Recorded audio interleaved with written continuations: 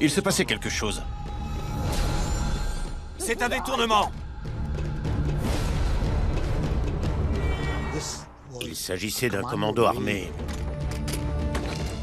qui attaquait un avion. J'étais complètement À terre! paralysé par la peur.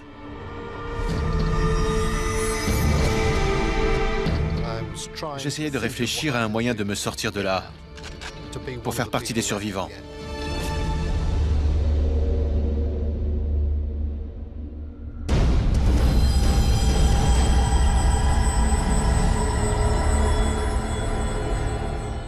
Je me suis dirigé vers le chef des terroristes, et il avait une arme à la main.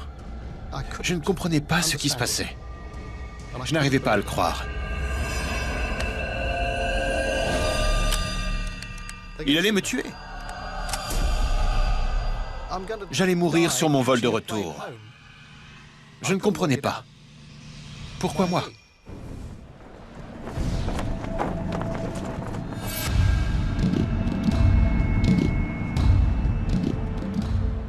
Mon frère aîné était alpiniste. Il avait 6 ans de plus que moi. Il est mort à 30 ans, au cours d'une ascension du Broad Peak, au nord du Pakistan. Depuis ce jour-là, j'ai toujours voulu m'y rendre pour lui faire mes adieux. Me tenir au pied de son dernier sommet me paraissait être une bonne idée.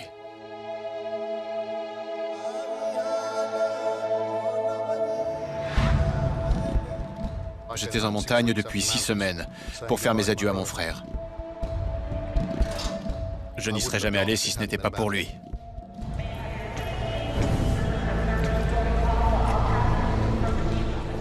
Je suis toujours un peu stressé quand je voyage. J'ai surtout peur de perdre mes bagages. Je ne me sentais pas en danger au Pakistan. Je voulais juste rentrer chez moi. Bonjour monsieur, passeport et billets s'il vous plaît. J'ai reçu ma carte d'embarquement. Je vous remercie, bon voyage. Et je me suis dirigé vers le contrôle des passeports.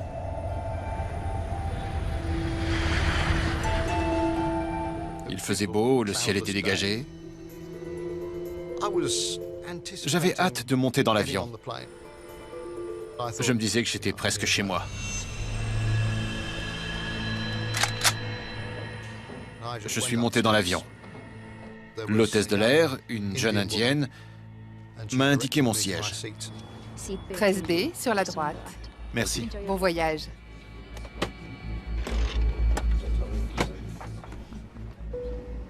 J'avais le siège 13B. Ça en aurait effrayé plus d'un, mais je ne suis pas superstitieux. Avancez! Allez, plus vite! Je me souviens encore des sensations de ce moment. Je suis dans l'avion, il ne peut plus rien m'arriver maintenant.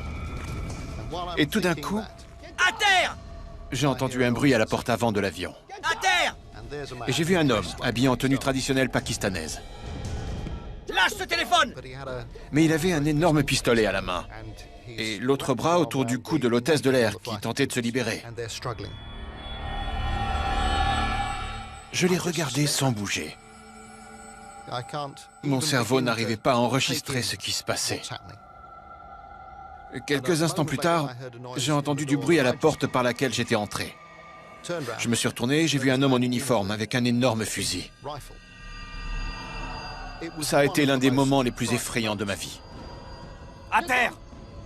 Quelqu'un criait « À terre, à terre !» Je me suis assis sur un siège.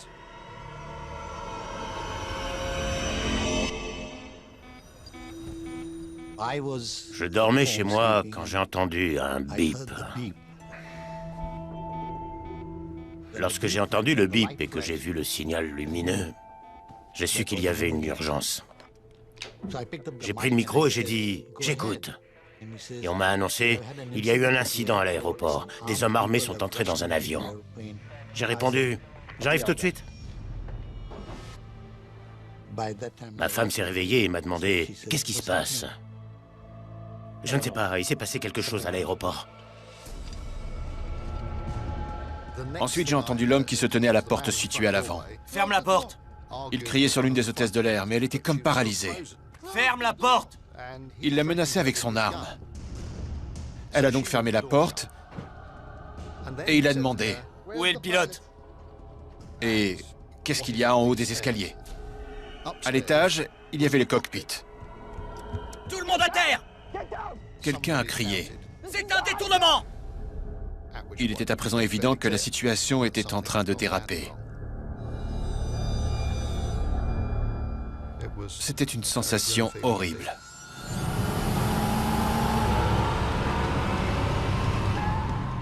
Il s'agissait d'un avion de la compagnie Pan Am dont j'étais le directeur national au Pakistan. C'était donc de ma responsabilité. Il m'a fallu moins de 5 minutes pour arriver jusqu'à l'aéroport.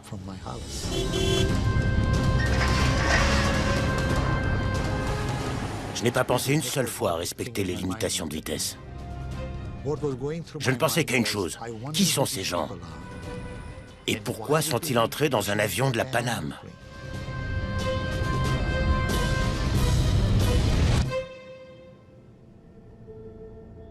On se demandait tous ce qui se passait. Il cherchait le pilote depuis un petit moment. « Tout le monde recule! Reculez !» Il s'est mis à crier. « Tout le monde au fond, tout le monde recule !» Les mains en l'air! Plus vite! Avancez! Je me suis levé, Debout! Avancez! Debout! Plus vite! j'ai ramassé mon sac vert. J'étais sûr qu'il me dirait quelque chose. Avancez!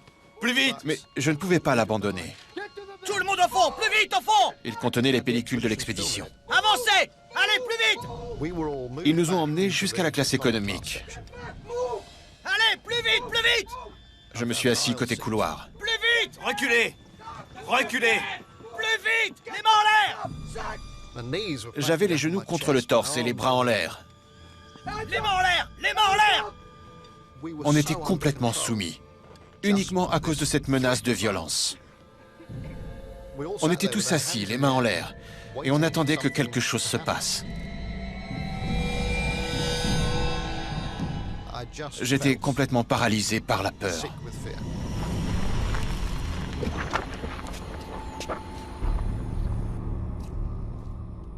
J'ai garé ma voiture devant le nez de l'avion. À ce moment-là, je pensais, je veux que mes passagers s'en sortent tous sains et saufs. Mes employés se sont approchés pour m'expliquer la situation. Qu'est-ce qui se passe? Personne ne comprenait vraiment ce qui venait de se passer. Ils m'ont raconté qu'un véhicule s'était approché de l'avion à une vitesse assez élevée. Et que 4 hommes en étaient descendus. Reculez! 3 d'entre eux avaient des uniformes du personnel de sécurité de l'aéroport. Reculez! Plus vite! Maniez-vous! Ils ont écarté les 2 gardes Reculez! et ils sont montés. Il s'agissait d'un commando armé qui attaquait un avion.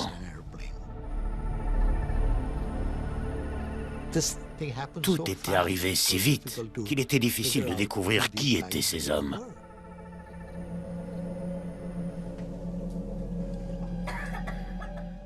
Ils ne nous ont pas dit ce qu'ils voulaient. Ils se sont adressés à nous à travers le téléphone des hôtesses. Mesdames et messieurs, votre attention, s'il vous plaît. Le groupe responsable du détournement souhaite s'excuser pour la gêne occasionnée. C'était complètement surréaliste. C'est comme si elles nous annonçaient que nous aurions 5 minutes de retard au décollage. Leur problème n'a rien à voir avec vous et ils ne souhaitent vous faire aucun mal. Mais si vous faites le moindre geste brusque, ils vous tueront.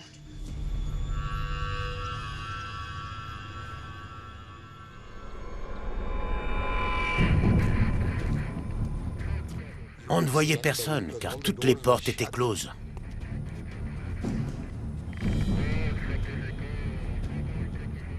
La Pan Am disposait d'un guide.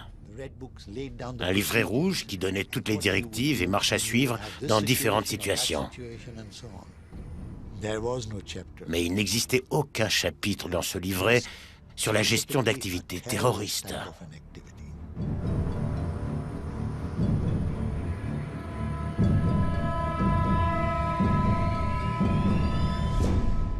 Je me suis dit, ok, je vais rester assis, faire ce qu'on me dit, surtout ne pas me faire remarquer et je resterai en vie. Mais j'ai quand même pensé qu'ils pouvaient voir mon chapeau. Il dépassait des sièges.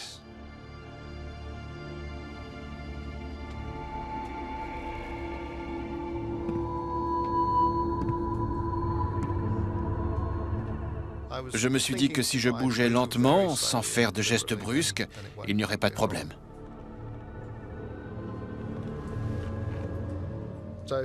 Pour être un peu discret, j'ai fait glisser le chapeau en avant.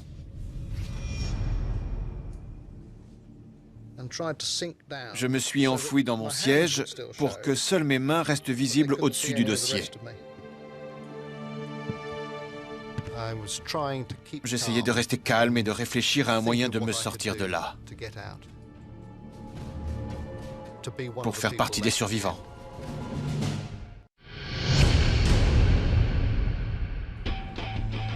Les mains en l'air! Plus vite! Le vol 73 de la Paname vient d'être détourné. 4 hommes armés tiennent les 370 passagers en otage. Mesdames et messieurs, vous pouvez maintenant baisser les mains et les mettre sur votre tête. J'étais terrifié. Mais veuillez ne faire aucun mouvement brusque. J'étais coincé sur mon siège. Je ne voyais pas ce qui se passait autour de moi.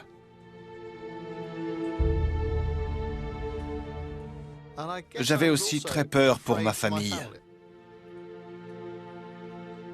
J'étais parti pour faire mes adieux à mon frère et je me sentais très mal, car je n'allais peut-être pas rentrer non plus.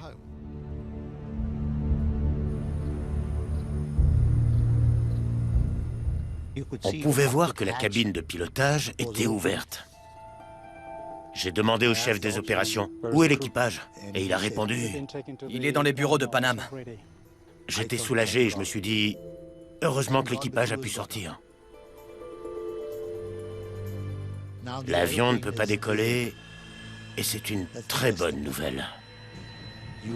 Un avion au sol est sous contrôle, alors qu'il est difficile de maîtriser la situation si l'avion est en vol. Je savais qu'il était impossible que les terroristes relâchent les otages sans violence. Lorsqu'ils se rendraient compte que les pilotes manquaient à l'appel, ils exigeraient sûrement qu'on les leur envoie pour pouvoir faire décoller l'avion. Je savais qu'il faudrait négocier. Je ne pensais absolument pas que c'était de ma responsabilité. Ce n'était pas mon travail.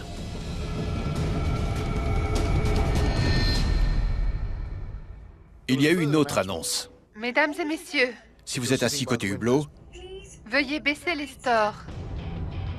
Allez-y! l'homme près de nous a menacé plusieurs personnes avec son arme. Baissez les stores! Baissez-les complètement. Fermez tout! On était coupés du monde. On ne pouvait pas voir l'extérieur. Et les gens dehors ne nous voyaient pas. On se tenait toujours près du nez de l'avion, à environ 5 mètres de distance.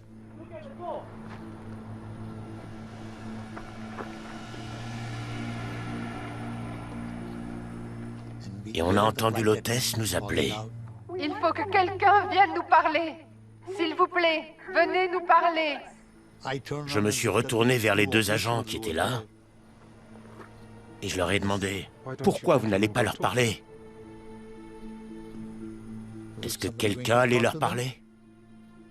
Ils ont répondu que non, qu'ils refusaient de s'en charger. Ignorez-les. Je vous en prie, venez nous parler. Nous voulons parler à quelqu'un. À ce moment-là, je crois que personne ne savait quoi faire.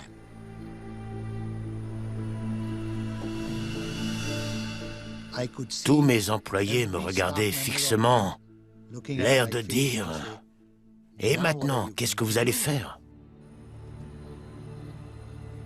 Vous m'entendez? Venez nous parler.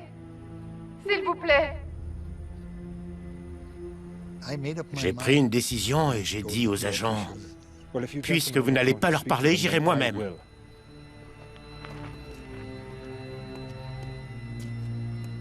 Il ne m'a pas fallu bien longtemps pour marcher d'où je me tenais jusqu'à la porte.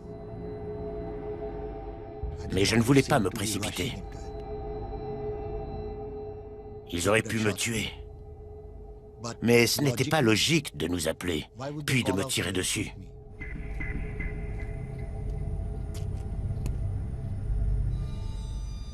Je me suis arrêté et j'ai relevé la tête très lentement. C'est la première fois que j'ai posé les yeux sur un des pirates de l'air. Et il m'a demandé, où est l'équipage du cockpit? Ramenez-les à bord! J'ai répondu, je ne sais pas où ils sont. Je cherchais à gagner du temps pour découvrir ce qu'ils voulaient, en plus de l'équipage, et où ils comptaient aller. J'ai simplement dit, si vous voulez bien patienter un peu, je reviens dans un moment.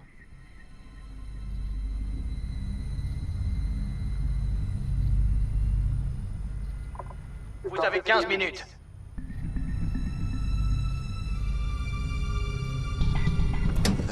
En ce qui me concernait, il était hors de question que cet avion décolle. Il n'irait nulle part.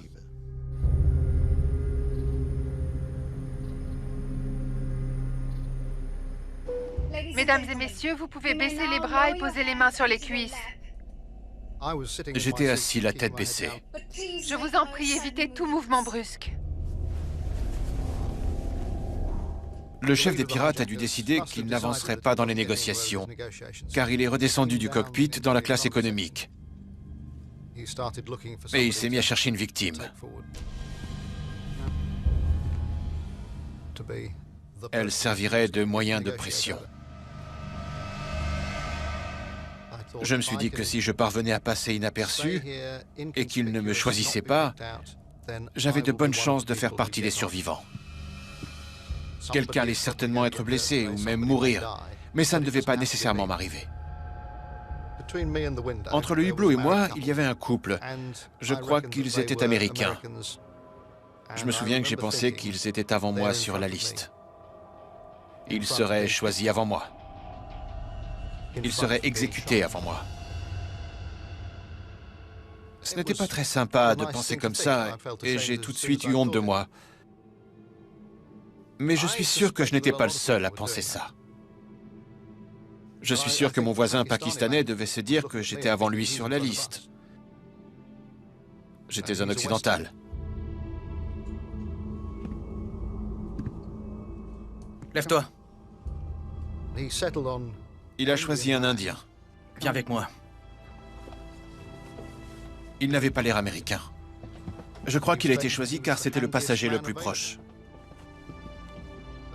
J'étais assis quelques rangs derrière. Il aurait très bien pu me choisir.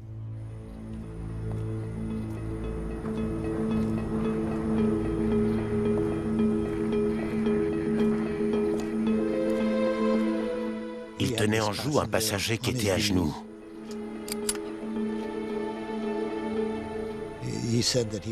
Il m'a dit qu'il l'abattrait si je n'avais pas de réponse favorable à sa demande. Où sont les pilotes? J'ai demandé où il voulait aller car je devais transmettre cette information au gouvernement du Pakistan. Je ne voulais pas qu'il sache que j'avais l'autorité nécessaire pour lui accorder ce qu'il voulait, c'est-à-dire l'équipage de la Paname. Je lui ai dit, je suis le directeur de service. Ce n'est pas moi qui décide si vous pouvez décoller ou non. Ne faites aucun mal à ce passager. Je vais parler aux responsables et je reviens. Il a accepté. D'accord, c'est bon. Il a dit, Soyez de retour dans 15 minutes.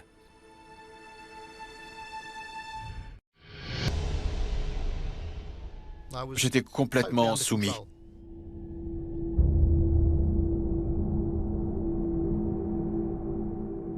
L'hôtesse est ensuite revenue vers l'avant de l'avion, avec le sac qui contenait mon passeport. J'étais persuadé qu'ils allaient examiner la pile de passeports et qu'ils allaient repérer les Américains et les appeler. C'était un avion de la Paname, mais je pensais que les Américains seraient les cibles. Mesdames et messieurs, nous demandons à Monsieur Michael John de passer à l'avant. Il s'agit de mes deux prénoms. Je ne comprenais pas, je n'arrivais pas à y croire. Je ne savais pas pourquoi il m'avait choisi. Je n'imaginais pas quelle pouvait en être la raison. J'ai découvert plus tard que l'une des hôtesses, ayant eu l'impression que le chef des terroristes cherchait un Américain, s'était débarrassée de tous les passeports américains. Elle les a laissés tomber au sol et les a glissés sous un siège.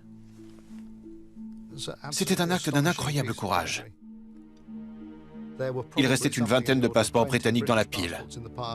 Mesdames et messieurs, Et il a choisi un de ceux-là. Monsieur Michael John Texton, veuillez vous rendre à l'avant. Lorsqu'ils ont appelé mon nom complet, j'ai sérieusement songé à rester assis sans bouger, car j'avais une barbe et je ne ressemblais plus vraiment à la photo de mon passeport. Mais j'avais écrit mon nom sur toutes les étiquettes de mes bagages, Texton. Ce nom apparaissait partout autour de moi. Si je ne m'identifiais pas, je risquais d'avoir encore plus de problèmes. Mesdames et messieurs, nous demandons à Michael John Texton de bien vouloir se diriger à l'avant.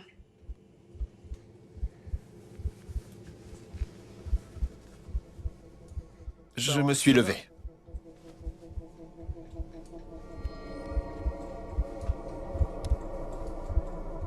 J'étais complètement désespéré. Ils allaient me tuer.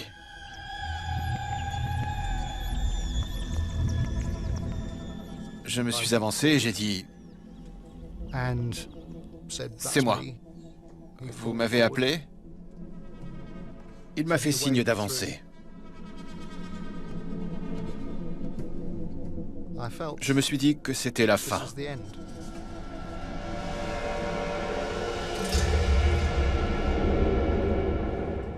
Je me suis retrouvé devant le chef des terroristes, qui était torse nu, et je me suis dit qu'il allait m'abattre.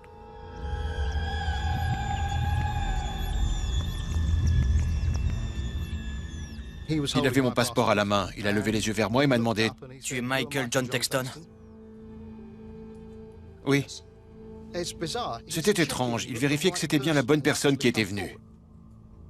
Il m'a demandé « Tu es militaire? Non. » J'ai répondu que je n'étais pas militaire. Je suis professeur.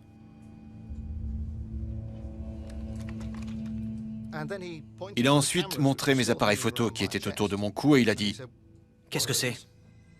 J'ai répondu « Des appareils photo. » Il a demandé à une hôtesse de me les enlever. Et il m'a ensuite demandé si je portais une arme.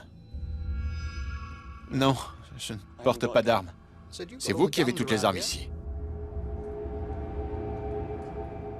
Mets-toi à genoux. Je vous en supplie. Il m'a ordonné de me mettre à genoux, derrière la porte. Mets-toi à genoux. J'ai essayé de lui dire que mon frère était mort en montagne et que mes parents n'avaient que moi au monde. Ne me faites pas de mal. Il a simplement fait un geste de la main, comme pour dire qu'il était occupé. À genoux. J'ai compris à ce moment-là qu'il ferait ce qu'il voulait. Mon opinion n'avait vraiment aucune importance. Ouvre la porte. La porte était entr'ouverte. Un rayon de lumière passait sur le côté. Le chef a ordonné à une hôtesse de se tenir dans cette ouverture et lui a dit de dire « Si quelqu'un s'approche de l'avion, on tue un autre corps ». Il maîtrisait bien l'anglais. Pour lui, je n'étais rien d'autre qu'un corps. J'étais certain qu'il allait m'abattre, me blesser ou me tuer. Elle parlait à un homme que je ne voyais pas. Je ne savais ni qui il était, ni où il se trouvait. Il dit que si quelqu'un s'approche de l'avion, il tuera un autre corps. Il a dit qu'il abattrait... Un autre passager si on ne m'amène pas l'équipage et un meilleur système de communication. Ils ont demandé un meilleur système de communication et ont déclaré qu'ils tueraient un otage toutes les 20 minutes. J'abattrai un autre passager. J'étais à genoux et je pensais... Il faut absolument que quelqu'un dehors prenne ma défense. Il avait déjà tué un passager. Je n'avais aucune raison de douter qu'il pouvait recommencer. J'avais l'impression que j'allais mourir. Je voulais juste pouvoir dire au revoir à ma famille, car c'est ce que mon frère n'a pas pu faire. Je crois que j'avais passé énormément de temps en montagne, à penser à faire mes adieux à mon frère. C'était ma priorité à ce moment-là. J'ai essayé de laisser un message pour ma famille à une hôtesse. Je lui ai dit, s'il vous plaît, dites à ma famille que je les aime. Elle m'a juste fait chut, chut. Tout va bien. Tout va bien. J'ai fermé les yeux et j'ai fait silencieusement mes adieux à ma famille et à mes amis.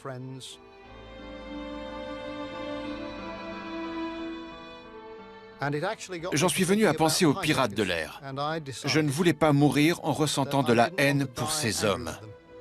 J'ai donc décidé de leur pardonner. Ça m'a tranquillisé. J'ai pu reprendre le contrôle de mes pensées.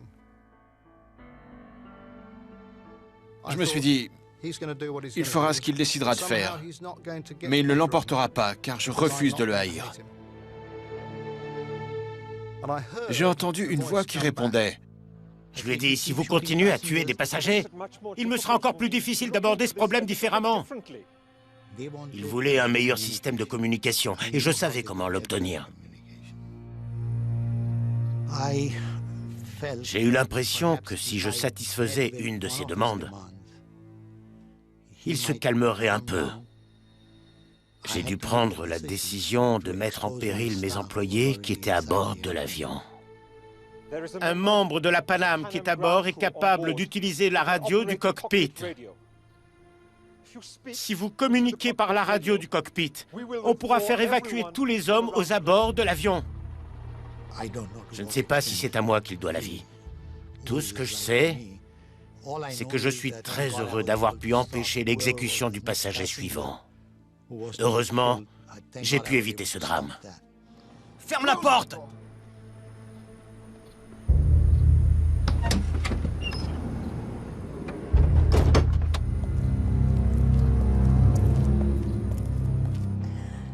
Ils ont donc fait une autre annonce. Le membre du personnel au sol de la Paname qui se trouve à bord est prié de venir à l'avant.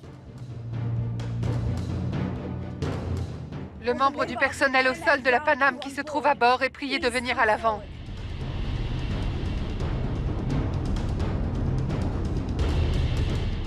J'ai vu un homme portant l'uniforme de la Paname remonter le couloir de l'avion. Je ne me sentais pas du tout tiré d'affaire. Quelqu'un allait mourir.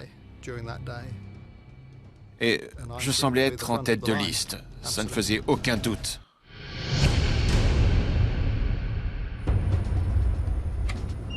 Quatre heures après le début de l'affaire, les autorités pakistanaises entament des négociations directes avec les pirates de l'air à bord du vol Paname 73. Si j'ai l'impression qu'on nous tend un piège, j'exécuterai tous les enfants et les femmes et je mettrai fin à nos vies. Aucun des officiels ne parvenait à imaginer un plan.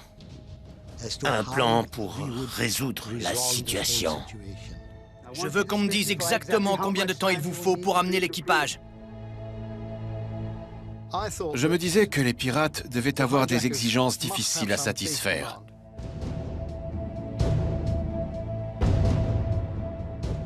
Ils allaient devoir déclarer que s'ils ne recevaient pas ce qu'ils demandaient, ils tueraient des otages. Les autorités refuseraient de céder et je serais exécuté.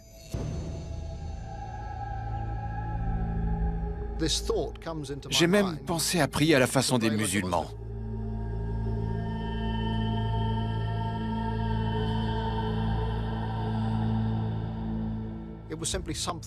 Je voulais qu'ils me considèrent comme davantage qu'un simple corps à jeter de l'avion.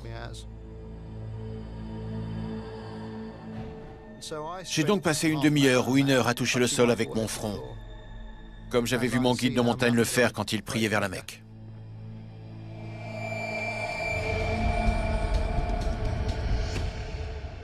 Le chef des terroristes m'observait alors que j'étais au sol, et il m'a demandé « Tu veux boire quelque chose? Une bière? Un whisky ?» Un whisky peut-être? Il voulait vérifier que j'étais bel et bien musulman. Et j'ai donc répondu « Non. Mais j'apprécierais un verre d'eau. »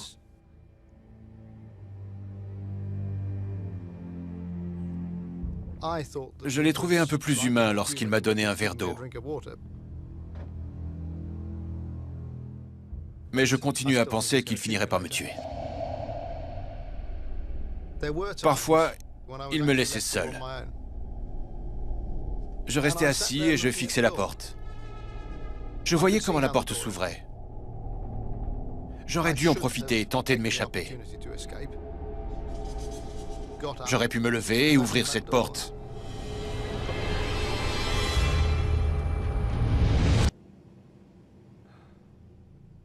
Je pensais que j'étais foutu.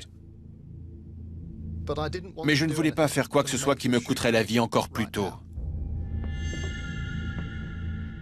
Je n'ai jamais ne serait-ce qu'envisagé d'ouvrir cette porte. On étudiait plusieurs options. Les hommes du gouvernement pakistanais ont formé une équipe pour donner l'assaut et reprendre l'avion.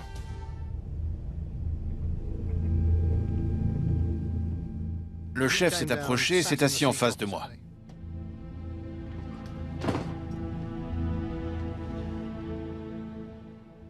Il m'a demandé si j'étais marié.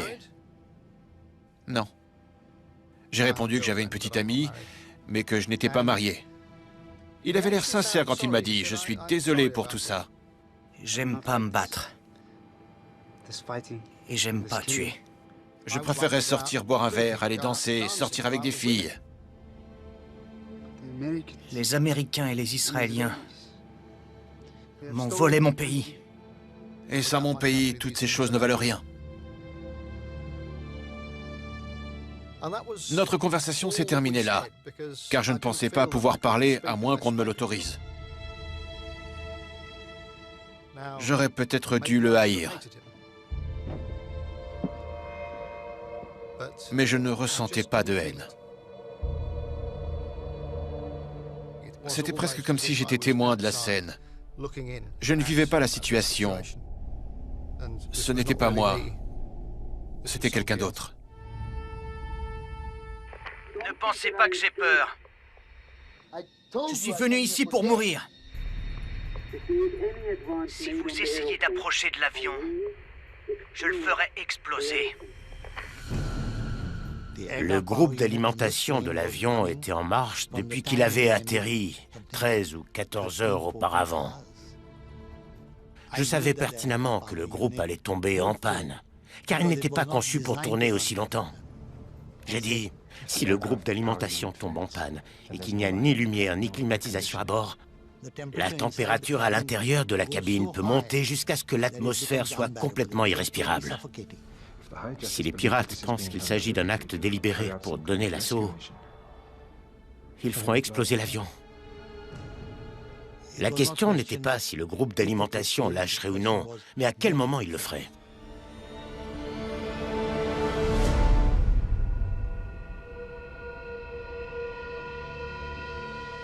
Lève-toi! Allez, plus vite! Je m'étais endormi, et le plus jeune m'a réveillé en me donnant des coups de pied. Allez, plus vite!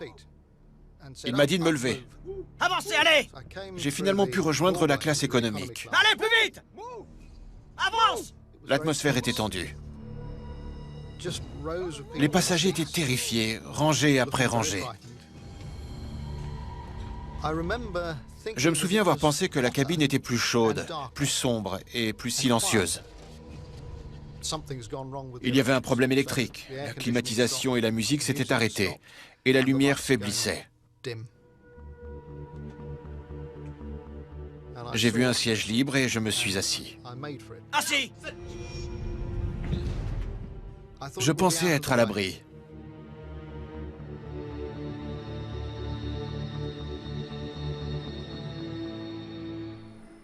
amenez les pilotes avant 19h.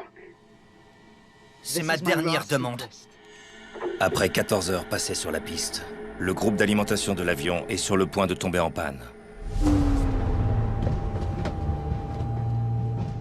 Les lumières se sont mises à baisser.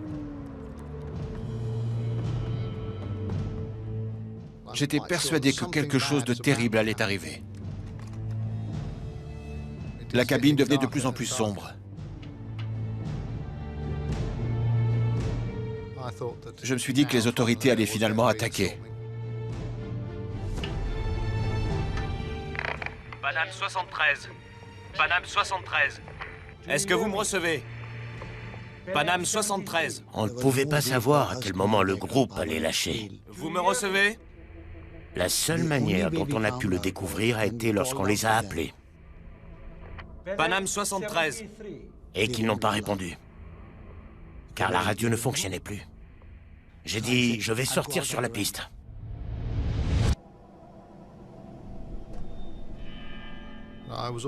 Je me suis fait tout petit sur mon siège. Et au milieu de l'obscurité,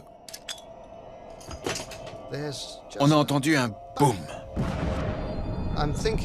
Je me demandais s'il s'agissait d'une grenade, car j'imaginais que la détonation serait plus forte. Ensuite, il y a eu des coups de feu. Ils venaient d'une arme automatique vers l'avant de l'avion. J'ai entendu des coups de feu. Je crois qu'ils ont décidé qu'il était temps de tirer dans le tas, faire autant de victimes que possible et tenter de s'échapper. L'un d'entre eux vidait sa Kalachnikov. Puis, c'est vers l'arrière qu'on les a entendus. C'était terrifiant. Ils vidaient leurs chargeurs. Ils tiraient au hasard sur les passagers, dans l'obscurité.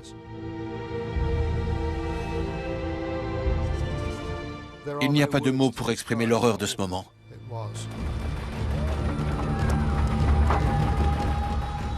Les passagers ont pris les choses en main pour tenter de s'échapper.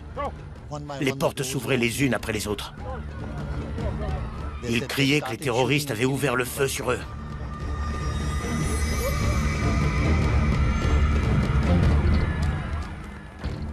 C'était la fin, c'était le chaos total. Le chaos total. Les coups de feu ont cessé. Il n'y avait aucun bruit. Du moins, c'est ce que je pensais, car il y avait des gens qui hurlaient, qui pleuraient, qui essayaient de retrouver leurs proches dans l'obscurité. Mais le vacarme avait été tellement fort que tout paraissait silencieux. C'est à ce moment-là que j'ai décidé de tenter ma chance. Quelqu'un avait ouvert une porte. De mon côté de l'avion, je ne voyais personne.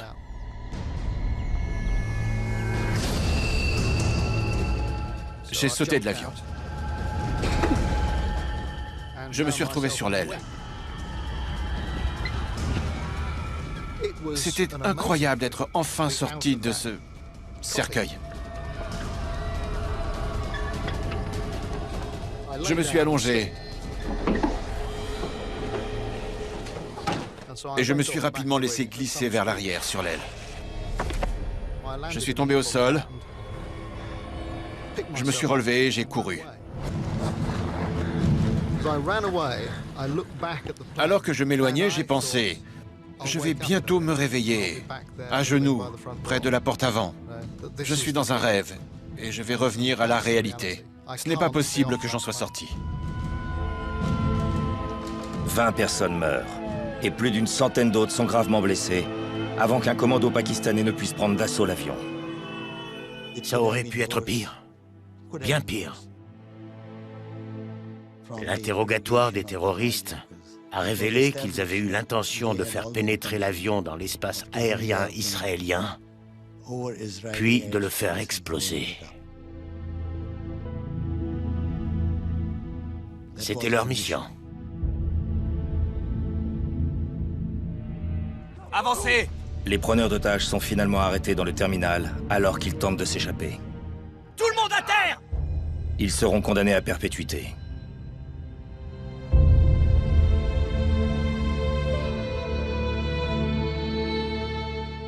Au bout du compte, je suis heureux d'avoir pu sauver ne serait-ce qu'une seule vie.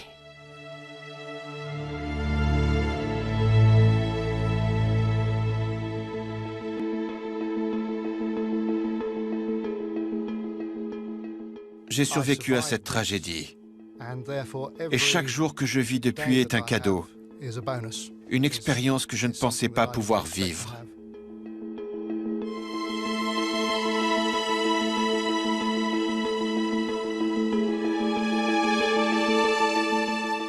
La plupart des gens, lorsqu'ils imaginent ce genre de situation, affirment qu'ils s'effondreraient. Mais je ne pense pas que ce soit vrai. Je crois qu'il est très rare que les gens s'effondrent dans ce type de situation. Tout simplement parce qu'en réalité, c'est une très mauvaise idée.